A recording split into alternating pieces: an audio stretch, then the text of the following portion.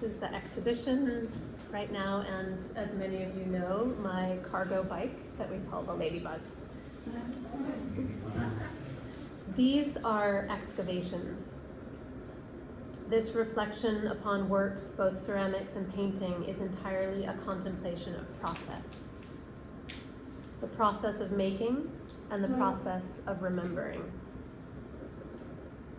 In both mediums, there is an homage to the gradual, ragged, wearing, cumulative evidence of time. In both, there are stories embedded within every wrinkle and crease, concavity, piercing, and tear.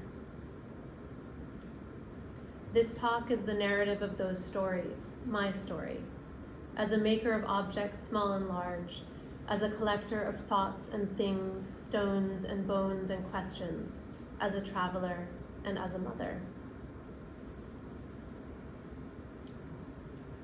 In a dim-lit, earthen-floored, earthen-walled hut in the arid, extreme north province of Cameroon, there was a moment upon which my life seemed to teeter. A moment of illumination at the path ahead, the path wrought by the time-worn hands of a village potter, deftly coiling an amphora-shaped water jar. Armed with the idealism of a 22-year-old and a newly minted degree in fine arts, I had leapt into the improbable position of an agroforestry volunteer with the Peace Corps in the mountains of West Africa. For the 2.5 years I worked and lived in Cameroon, I spent every day with my hands immersed in rich, pliable dirt, planting trees, sowing gardens, digging and shaping the soil, and then searching for clay in every riverbed and trench I could explore. There, many of the houses were built like giant pinch pots. Their walls like the interiors of vessels, the finger marks of making often clearly visible and indelibly memorable. The raw medium itself and all that it embodied, in all its stages of timing and drying, in a world of earth walls and dirt roads, water jars and terracotta cooking vessels, marked the beginning of my love affair with clay. Along with the most important lessons learned then that reiterate along all the corridors of my life since, I gained far more than I gave. The purpose was far less important than the time spent. It is the people that matter most, the community, the conversations, the laughter. The elemental attraction to earth had been awoken within. Was there any doubt that I would soon thereafter be seduced by fire? My very first glimpse inside a Japanese-style wood-firing kiln, an anagama, empty of wear, light pouring in through the chimney, made me feel as though I was kneeling before a solemn and radiant temple. The first wood-fired tea bowl I held in my hands left me astonished. It is as if lichen is growing on its surface, I had innocently exclaimed at the greenest frost of ash accumulated on one side of the bowl.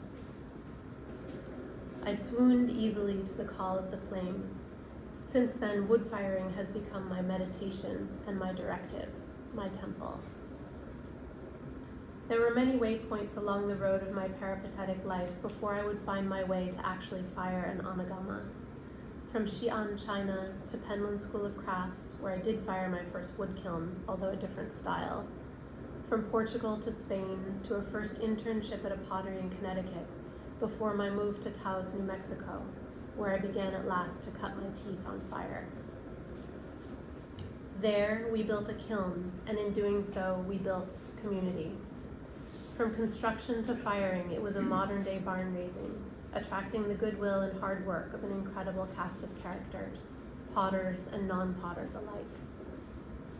We were tied to the elements of earth and fire, but also of day and night, and day again. Cyclical, rhythmic, essential. Crew on shifts of a landlocked fiery vessel. It was a ship set sail on the ocean of sagebrush around us. The rhythm in this process calling me back to Cameroon. An interlocking call and response of instrument and dancer. side stoke crew and front firebox loader, a coordinated pattern with critical timing. It was also self-sufficiency and creative problem-solving at its best, setting up camp kitchens and baking in our residual heat oven. It was a fabulous cast iron door placed on the back flue of the chimney. This tradition I carried with me. Here I built a little temporary oven in a kiln in Japan where I was doing a residency years later, baking loaves of bread after an all-night shift. As in every moment of life, the individuals made the experience. And in the Anagama experience, there was a distinct shift from I to we. 5 friends sit inside the long chamber of this kiln, only a quarter of the way loaded. Night upon night, we succumb to the hypnotism of a brightening flame, lapping through the kiln like a rising tide. In its accumulation of color as the temperature increases, deep red to bright orange, to a searing white almost drained of hue in its brilliance, the live embers a bed of molten diamonds, breathing like a living being. I was drawn by the endurance of firing, maybe 5 or 6 days and nights on end, and the intuitive tango with the raw elements. For the uninitiated, this may seem a strange and far-fetched obsession, but for me it remains the single greatest metaphor for life that I have ever found, essential in its magnetism. And then, of course, were the pots, and that incredible transformation before firing and after, where serendipity and chance resulted in astounding beauty and brutal beauty alike, where the skin of each vessel retained the literal marking of its journey through the fire, the flame path like a comet from the point of wadding, each even identically formed piece a totally unique canvas in its outcome. The fossilized record of time unfurling, witnessed in the residual imprint of seashells, the fire cord of rice straw, the frozen gem-like pooling of molten ash, and the flash of color. That a single clay could react so differently merely because of placement within the chamber. There were happy accidents. This was the first large vessel I ever successfully made that ended up dripping with ash and sealing itself so completely to the brick floor of the kiln that I pulled up the brick with the piece as I unloaded it. Now it stands.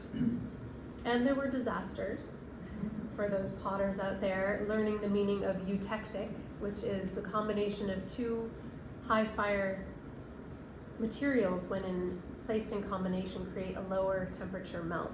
So I had a kiln full of Dali clocks oozing off the shelves. But the patina of time, like the crumbling wall of a schoolhouse in Cameroon, was incredible to me. These vessels possessed an aggregation of color and texture, as well as an energy unparalleled. This was the crucible from which a single sculpture could emerge to tell its singular story, but like the globe itself, only in the round.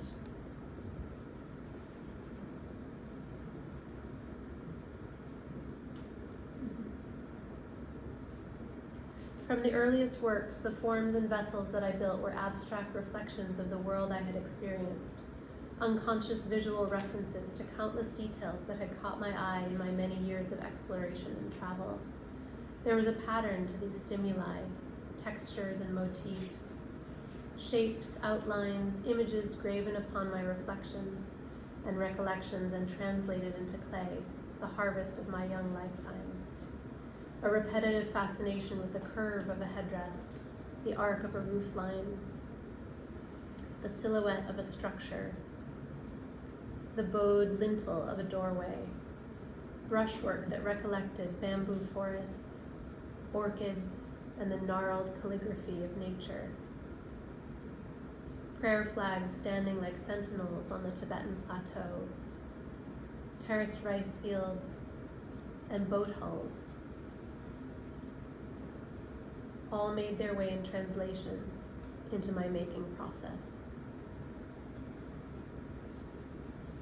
For me, inspiration has almost always been unleashed by the stepping off into the unknown, the call of the wild, the awkward thrusting of oneself out of the comfort zone and into the sometimes terrifying but often lucid space of coming in contact with all that is new around you, and therefore coming face to face with yourself. The connection was a single thread, this old onagama that we also used to fire in Taos, built by a Japanese potter years before I had arrived there, with whom the owner of the property of the kiln was built upon was still in touch. So with a very deliberate one-way ticket, I followed that thread, the tidal pull of the world calling me out again. The beckoning of Japan was undeniable, the cradle of this onagama tradition. So with the toehold of a connection, I traveled there to again fill my baskets with awe and reverence, and had the incredible opportunity to begin my travels staying in this Edo-era house. If I looked back 14 years, I would not have believed that that improbable leap of faith would possibly have manifested in establishing an international art center and a life thoroughly settled on an entirely different island, Bali. However, an invitation to teach for a year pulled me from Japan to Bali, and it was a ceramic production and design studio previously unbeknownst to me that became my reason to stay. Gaia Ceramic and Design began as a small clay studio transplanted from Italy to Bali by its founders Marcello Massoni and Michela Fopiani. These two and their then 25-strong production team were and still are the best people I have ever worked with in my life. What better reason did I need to remain on that beautiful island?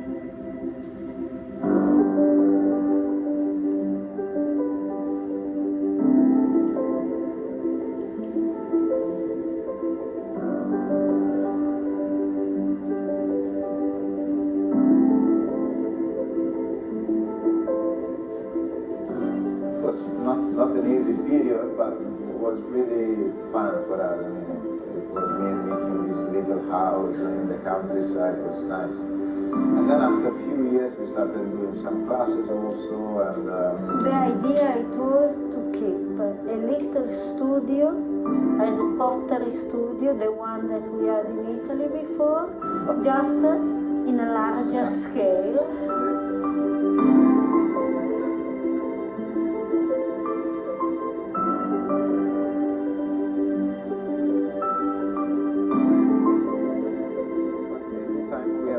Custom collection, we are challenged to make something different, both in term of design and in term of technique. That's why we are using a lot of diverse clay, diverse firing atmosphere, diverse type of glazing.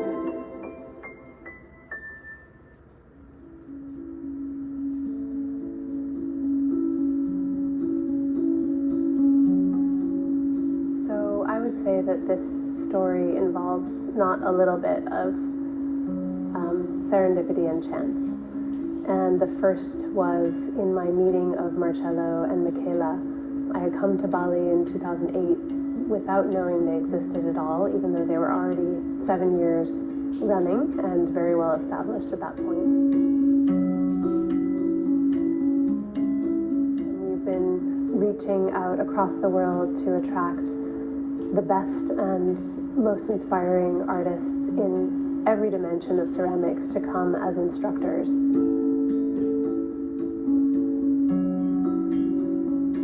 So the ethos behind this studio is really a space that offers a place to be nurtured in creativity, in exploration, in finding perhaps a brand new route in one's life.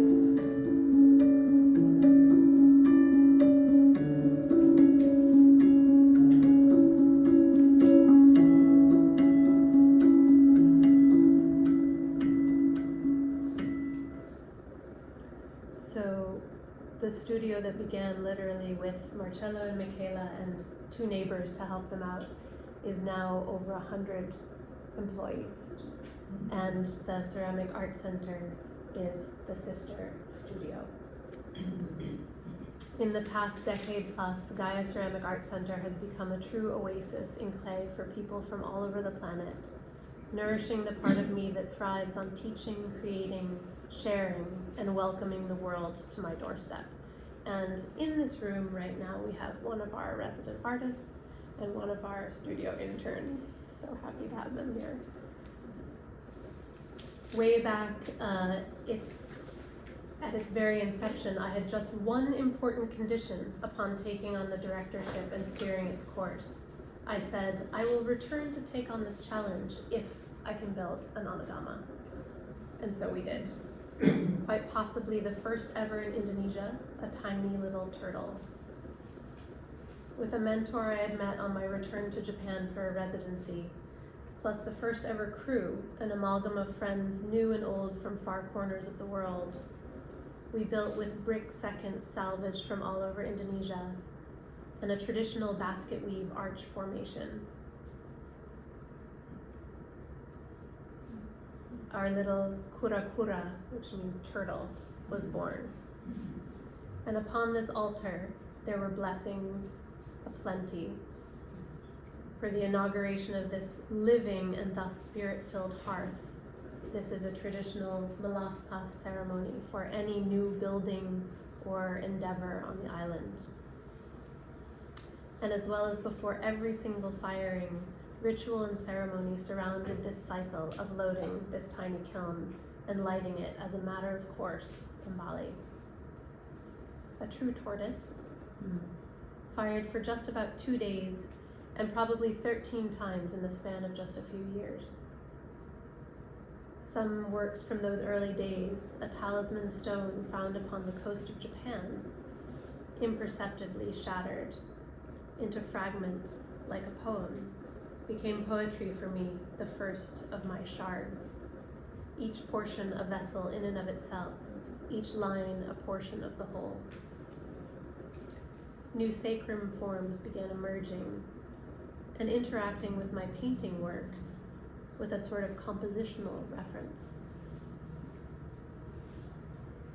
For a period of time, my painting and clay work seemed disparate, perhaps even in competition with one another for my time and focus.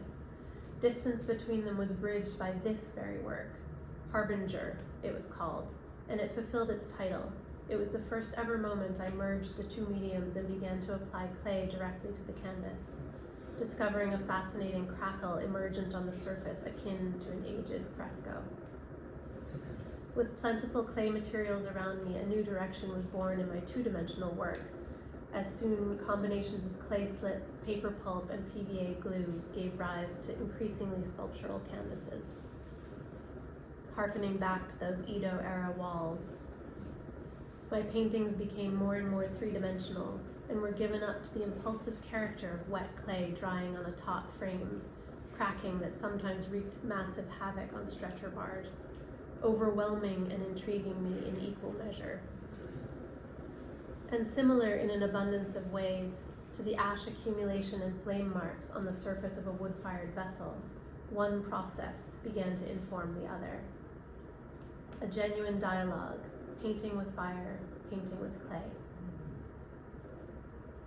The obsessive striations mark something like the strata of geologic sedimentation, a coalescence of recorded thought, one ridgeline and furrow at a time, or like the mental impressions left by all our individual thoughts, actions, and intentions throughout time, samskaras of Hindu karmic philosophy. A sort of braille tattoo, the texture delineates a topography to which, with loaded brush, I must react rather than entirely dictate, with washes of ink and the addition of oil pigments, color as the reverberating pulse of emotion embedded there within. In its most exaggerated expression, as a 12-foot by 18-foot wall installation, where wild harvested Bali tile clay was smeared thickly on the gallery wall, striated with fingers and left to dry. An ever-shifting map, falling like autumn leaves, only to reveal a poem graffitied beneath. As we erected the Art Center studio in its current location, we also built a second wood kiln. So with the birth of my twin girls came the birth of the Gayagama, and I realized why I had trained all those years of sleepless nights firing kilns after all. Literally. For lack of resources or a surplus of inventiveness, we handmade over months of time about 900 raw, unfired bricks. My dear friend Gian Daniel Wall, potter, sculptor, stonemason, and then interim director, truly sculpted this kiln. The blueprint was a scrawl on a napkin. The true engineering was in his eye and in the Middle Eastern dome construction that he was pioneering in this kiln design.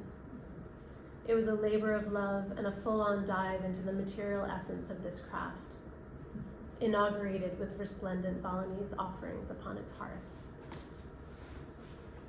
In Balinese language, agama is a religious ceremony, of which upon that island of the gods there are multitudes. I reflect upon the significance of this near homonym as I sit, contorted like a yogi, in rapt meditative concentration for hours in my temple, the Anagama. This is a brief look at the firing of a single-chamber Japanese-style wood kiln called an Anagama. These kilns are built partially buried into a hillside and have the appearance of a long tunnel. They range in size as well as length of firing. Ours is a small version, firing only 2 consecutive nights and days. Wood is the single and only fuel used to attain a temperature close to 1280 degrees Celsius throughout. The wood acts, however, not only as the source of temperature gain, but also the essential decorative element, as most of the wares are fired without any applied glaze whatsoever. Built in 2012 by a team of participants led by kiln builder Gian Daniel Wall, the Gayagama begins with a tight firebox, opening out in the middle and tapering toward the exit flue, mimicking the shape of a candle flame. Constructed of handmade bricks and utilizing the self-supporting herringbone weave of Middle Eastern dome construction, there was no framework nor brick saw in its making. It is truly a sculpture in and of itself, a quiet wail, a dragon slumbering in our midst.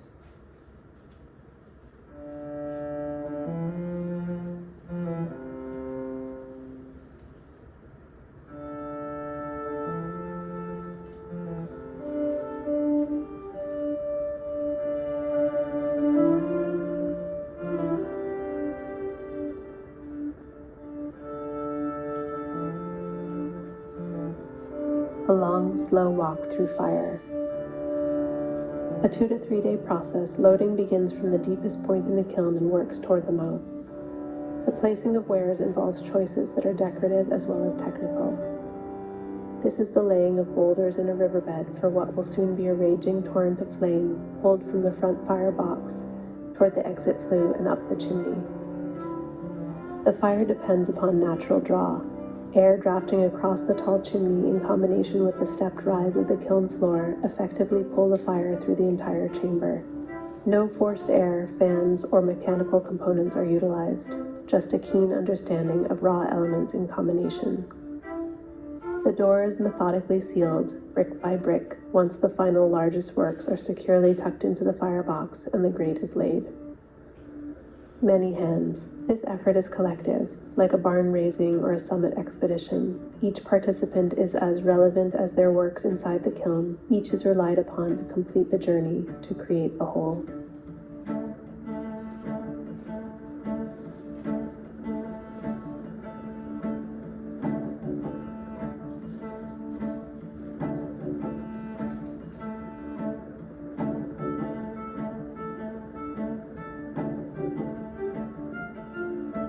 Conversation flitters and lulls, stories are told and silence is accepted.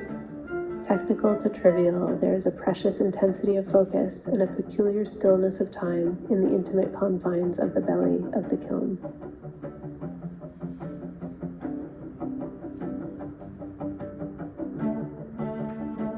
Upon this island of the gods, offerings of flowers and incense are pervasive.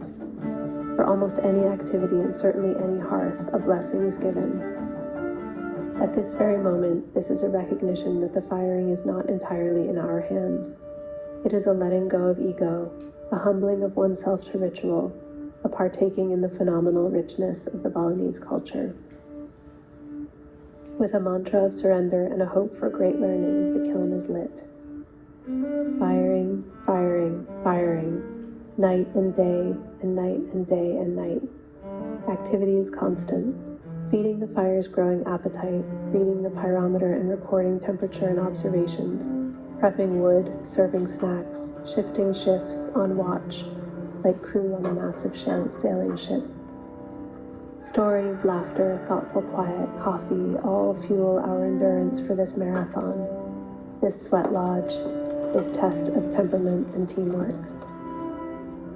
Throughout the firing, tiny particles of wood ash float through the kiln as if on a river of flame. These particles settle thinly or densely upon the ware, depending upon the placement of the piece, and create a patina that ranges enormously in color, texture, and sheen. The flame itself also plays a role in painting the clay surfaces as it searches, exactly like water, for the most expedient path through the kiln. Down 12 and 13 half. The temperature has reached its maximum. The coal bed has been built up and burned down, raked and fluffed several times, and the final reduction cooling begins. The firebox is force-fed, choking the combustion cycle. The chimney is inched closed, forcing the flame to erupt from blowholes along the kiln spine and out of any crack or crevice, searching for oxygen at all cost. The door is sealed, kiln sprayed down, the fury over. But still a couple more hours remain, keeping the internal atmosphere carbon-soaked. And then, at long last, sleep. 2 days of silence, and I return to the world at large. Chink by chink, the tomb door is unsealed. From the wreckage that meets the eye come slowly, one by one,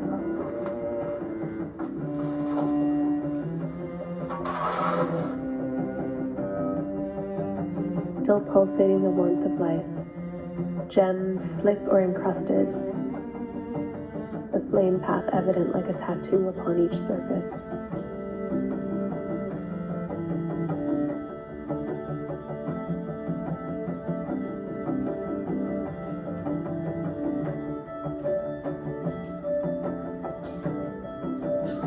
Here there is crystal growth in the natural ash glaze. There, the soft appearance of lichen, where the ash is only partially fluxed.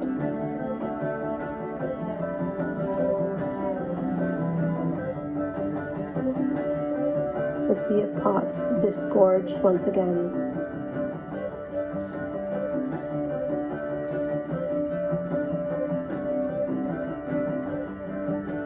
The looking only just begins now.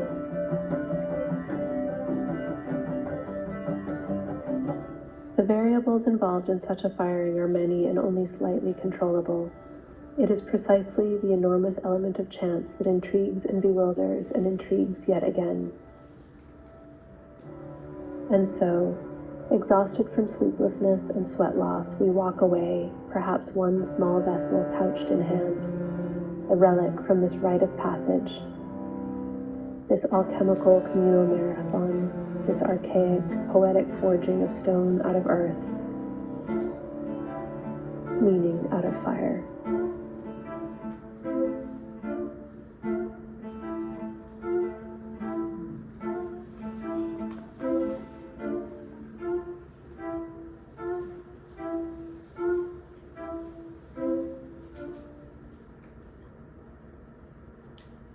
Following the unloading, there is a pausing as pots are sorted. There is a processing as pieces are scrubbed and sanded. And finally, a realization that the kiln has brought me, in one way or another, yet again, to my knees. This is the graceful collision of simple organic matter, alchemized by the touch of hands, the power of fire, the transformation of earth into stone. of ego into humility, of cinnabar into gold. The kiln, this vessel of collective serendipities and disappointments. A gondola along the river of becoming. This seeking to know oneself. This is my practice. Professor, writer, and meditation teacher John Kabat-Zinn writes, although it is tempting to do so, you can't just think that you understand how to be mindful and save using it for only those moments when the big events hit. They contain so much power, they will overwhelm you instantly, along with all your romantic ideas about equanimity and knowing how to be mindful. Meditation practice is the slow, disciplined work of digging trenches, of working in the vineyards, of bucketing out a pond, and I would argue, of firing an anagama. It is the work of moments and the work of a lifetime, all wrapped into one. There are moments in all our lives that hit like a tsunami, when the entire world as you understand it crumbles beneath you, the sky reels, time stops. The big wave. These are the moments I call walking into the waterfall. They are not unique to anyone, but for me they are synonymous with the discovery that the anagama is my guide, my guru, my fortification in the irrevocable face of life's plans. I touch clay and breathe out an unknown held breath.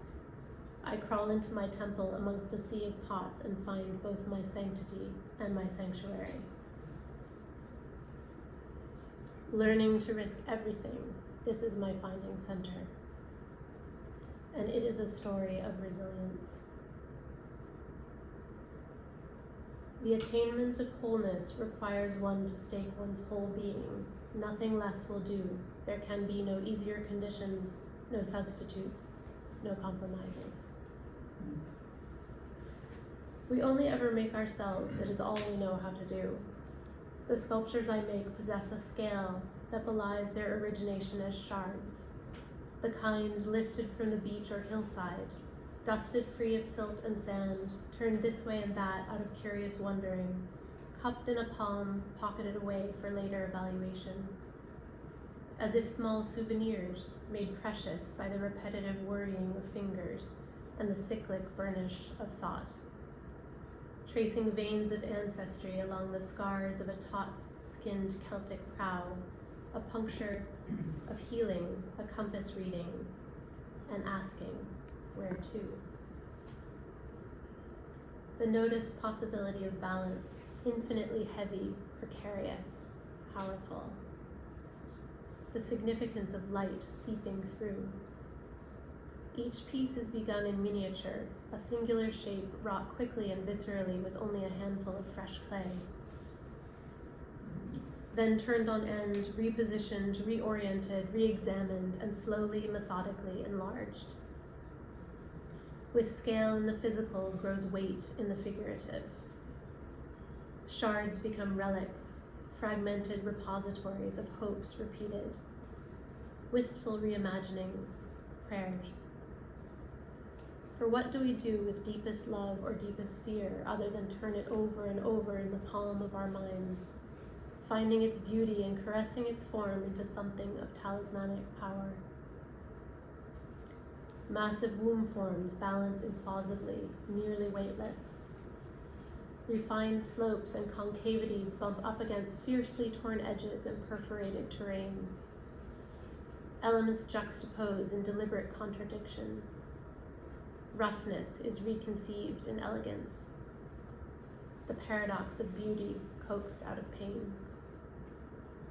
These are the ossification of thoughts, a deliberate dwelling on the tenuous fragility of our very bones, the architecture of our physical presence.